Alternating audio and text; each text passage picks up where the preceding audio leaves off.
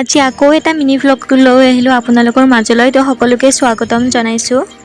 আজি যিহেতু শাওণ মাহৰ প্ৰথমটো সোমবাৰ পৰিছে আৰু সেয়েহে মন্দিৰত যাবৰ কাৰণে এয়া ৰেডি মই, আৰু ইপিনে বস্তুখিনিও লৈ লৈছোঁ যাবৰ কাৰণে।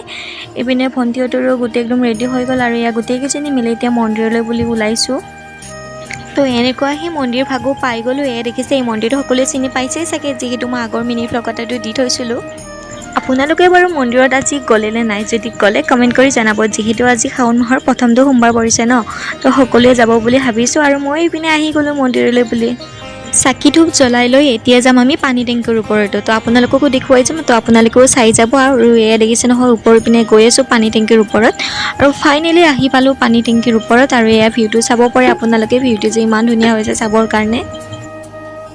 মোৰ মিনি ভ্লগবোৰ যদি চাই কিনে ভাল পায় তেতিয়াহ'লে কমেণ্ট কৰি জনাবচোন দেই। বাৰু আজি মিনি ভ্লগটো ইমানেই আছিলে, আৰু এইখিনি বজাৰ মায়ে ল'ব দিছিলে, তো লৈ ল'লোঁ।